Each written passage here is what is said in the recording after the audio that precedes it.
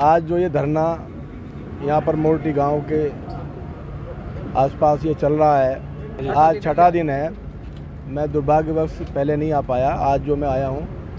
सबसे पहले मैं जितने भी यहाँ धरने पर लोग 6 दिन से बैठे हैं उन सभी का बहुत बहुत धन्यवाद करता हूँ। और धन्यवाद इसलिए करता हूँ, उन्होंने वो मुद्दा उठाया है कि जिस मुद्दे को मैंने आज से 2 साल पहले उठाया था, और उस मुद्दे को मैं उठा के और मैं फेल हो गया था। मैं 2 साल लगातार से इस मुद्दे को उठा रहा हूँ। मैं लोकपाल भी इसमें लोकपाल की कोर्ट भी इसमें गठित मैंने कराई, लेकिन मैं उसमें कामयाब नहीं हुआ। मैं एक जेन्युइन बात उठाता था कि एक स्टेडियम की यहाँ पर घोषणा की गई, और घोषणा भी किसी ऐसे छोटे मोटे आदमी ने नहीं, हमारे यशस्वी मुख्यमंत्री योगी जी के द्वारा जो है ये इसकी घोषणा की गई थी। और सब हमारे किसान भाइयों की ज़मीन यहाँ से उनसे जो है खेती करते करते उनसे ज़मीन खरीदी गई। और आज 9 साल हो गए हैं। 9 साल में कोई भी वहाँ पर एक ईंट भी नहीं रखी गई है, कोई प्लानिंग ही नहीं हो पाई है। तो बड़े दुर्भाग्य की बात है। और मैं विशेष रूप से धन्यवाद इसीलिए कह रहा हूँ कि हमारे किसान भाइयों का, हमारे मित्रों का, कि उन्होंने उस बात को इस बुलंद तरीके से उठाने के लिए एक अनिश्चितकालीन धरना किया है। और पूरी तरह से मैं इसमें साथ हूँ। तो मैं चाहता हूँ कि इसमें थोड़ी सी बातें मैं बता दूँ कि इसमें क्या क्या इसमें जो है अनियमितताएँ हैं और कैसे ये हो सकता है। 2 ही बातें। पहली बात तो ये है कि जैसे ज़मीन यहाँ पर इन्होंने UPCA ने खरीदी है। उत्तर प्रदेश क्रिकेट एसोसिएशन ने इस ज़मीन को खरीदने में लगभग 70 करोड़ रुपए खर्च किए आज से 9 साल पहले, और 9 साल से इसमें कोई प्लानिंग नहीं कर पाई है। मैं उत्तर प्रदेश क्रिकेट एसोसिएशन के जो हमारे पदाधिकारी थे, मैंने उनसे संपर्क किया। संपर्क करने के बाद उन्होंने कहा कि जी हमने तो वहाँ पर एक कमेटी बनाई हुई है उस स्टेडियम के लिए, और उसके जो है संयोजक हमने एक वहीं के हमारे गाज़ियाबाद के जिलाध्यक्ष हैं क्रिकेट के एसोसिएशन के, राकेश मिश्रा जी, उनको जो है हमने उसका अध्यक्ष बनाया हुआ है, कन्वीनर बनाया हुआ है। वो उसमें प्लानिंग कर रहे हैं, नक्शा बनवा रहे हैं, नक्शा GD में डाल रहे हैं। हमने कहा साहब जी इसमें तो जो है 9 साल हो गए हैं। यदि हमारे कोई प्रोजेक्ट जो है, मैं खुद बिल्डर भी हूँ, यदि कोई 9 साल तक कोई प्रोजेक्ट हमारा इस प्रकार से लंबित रह जाता है तो वो अपना आप ही जो है अनवाइबल हो जाता है।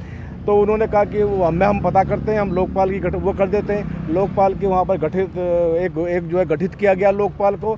उसमें मैंने कई सारी कोर्ट में जो है उसमें अटेंड की, लेकिन कोई रास्ता नहीं निकला। अब मुझे उम्मीद पूरी लग रही है कि हमारे साथी, हमारे किसान भाइयों के कारण से ये मुद्दा यहाँ पर नहीं, मैं समझता हूँ लखनऊ तक पहुँचेगा। हमारे यहाँ इस क्षेत्र के जो सांसद हैं वो भी चाहते हैं कि यहाँ पर स्टेडियम बनना चाहिए। मैंने उनसे बात की थी, उनके भी समझ में नहीं आ रहा था। केवल एक आदमी के कारण ये स्टेडियम नहीं बन रहा है, ये मेरा अपना विचार है। निश्चित रूप से बता रहा हूँ कि उसने सब लोगों को गुमराह किया है। उसके पीछे उसकी क्या मंशा है, और ऐसे इनकॉम्पिटेंट आदमी को उत्तर प्रदेश क्रिकेट एसोसिएशन ने उसको यहाँ पे लगाया हुआ है, उसको एक जिम्मेवारी दी है, मेरी समझ से बाहर है। और 9 साल हो गए। मैं उत्तर प्रदेश क्रिकेट के उन पदाधिकारियों को भी इसमें जो है घेरता हूँ कि उन्होंने क्यों ऐसे इनकम्पिटेंट आदमी की जो है जिम्मेवारी लगा रखी है।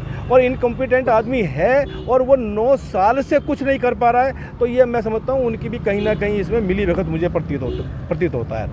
के आप राष्ट्रीय कार्यवाही रविंद्र त्यागी जी हैं, ये राष्ट्रीय उपाध्यक्ष है और यूपी के प्रेसिडेंट हैं। अब इसमें क्या होना चाहिए जिससे स्टेडियम आगे बने? ये स्टेडियम निश्चित रूप से पास हो सकता है।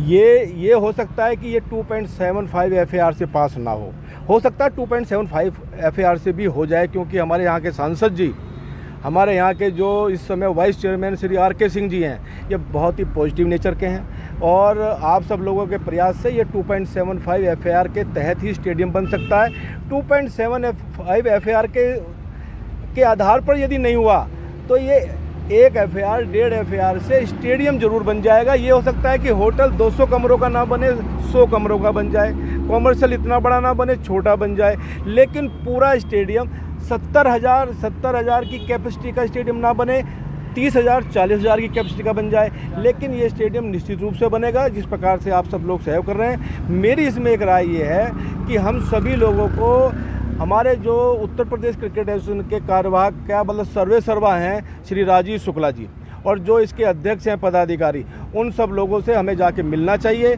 और उसमें हमें अपनी मांग रखनी चाहिए कि या तो जो है कोई कॉम्पिटेंट व्यक्ति हमको दे दें या कोई कमेटी बना दें जो थोड़ा इन टेक्निकल बातों को जानता हो, जिससे कि ये तुरंत नक्शा पास हो सके। मैं रविंदर त्यागी, मैं आपको ये बताऊं, मैं ऑल इंडिया बिल्डर एसोसिएशन का वाइस प्रेसिडेंट भी हूं और अन्य शहरों में जाता हूं। कंस्ट्रक्शन की नई नई टेक्नोलॉजी आ रही है।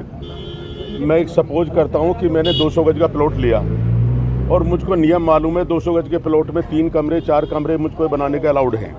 तो क्या मैं अपने मकान को 10 कमरों का क्या नक्शा पास डाल दूंगा? मुझको खुद मालूम है कि मेरे 200 गज के मकान में क्या चीज़ बनना चाहिए। कंस्ट्रक्शन टेक्नोलॉजी आज की डेट में इतनी एडवांस है, आपको उसी एफआईआर में आपकी ज़रूरत के हिसाब से नक्शा पास हो सकता है। जैसे अभी प्रवीण जी ने बताया, लाइट की हाइट की प्रॉब्लम है, तो लाइट आजकल इतनी एडवांस टेक्नोलॉजी की आ गई हैं जो कम हाइट में भी अच्छी इसके क्रिकेट मैच को कवरेज कर लेती हैं, उससे ज़्यादा भी हाई लाइट की कुछ की हैं। तो ये 100% प्रवीण जी ने सही कहा। जो आदमी यहाँ का इसका सर्वा बनाया हुआ है, जिसने यहाँ इसके लिए प्रयास करना चाहिए, वही इसके नेगेटिव है। उनका जो इंटेंशन है वो इसका स्टेडियम बनाना नहीं है, उनका कुछ उद्देश्य और है, इसको कॉमर्शियल एक्टिविटीज़ के लिए यूज करना है।